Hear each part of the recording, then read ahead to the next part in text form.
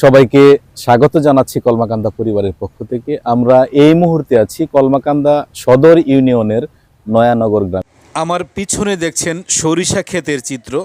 কৃষি অফিস সূত্রে জানা গেছে এবছর কলমাকান্দা উপজেলায় 1800 হেক্টর জমিতে সরিষার আবাদ করা হয়েছে।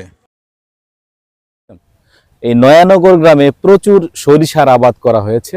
আমরা কথা বলবো একজন কৃষকের সঙ্গে, আমাদের সঙ্গে থাকুন। আমরা এখন কথা বলছি নয়ানগর গ্রামের কৃষক মফিজুল ইসলাম ভাইয়ের সাথে। কেমন আছেন? ভালো আছি। আপনি এবছর সরিষার আবাদ করেছেন, আপনার ফলন কেমন হয়েছে? ফলন খুব ভালো হয়েছে। ফলন ভালো হয়েছে। আপনি কয় শতাংশ জায়গায় করেছেন? 40% জায়গায় করছি। 40% জায়গায় করেছেন।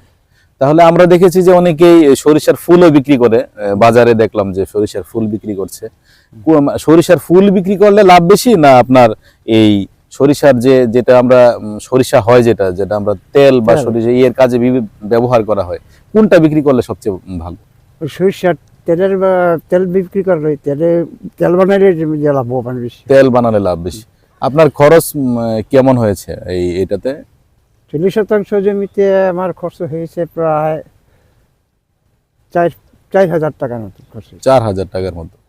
আপনি তো মনে নিজেই কাজ করেছেন, এটা এই জন্য একটু শ্রমটা কম লাগছে। হয়তো এই যারা শ্রমিক দিয়ে করালে অনেক সময় একটু বেশি লাগবে। তা আপনি কিরকম এটা বিক্রি করলে আশা করেন কিরকম লাভবান হতে পারেন? আমি বিক্রি করলে মনে করেন 8,000 টাকার মতো বিক্রি করতে পারবো। 8,000 টাকা, তাহলে তো মোটামুটি একটা প্রফিট হবেই। তো এবছর তো আবাদ আমরা দেখছি যে মোটামুটি ভালোই হয়েছে। যে আমরা আজকে কৃষি নিয়ে একটু কথা বললাম, আমাদের সঙ্গে ছিলেন কৃষক মফিজুল ইসলাম ভাই। আপনাকে ধন্যবাদ জানাচ্ছি। ধন্যবাদ।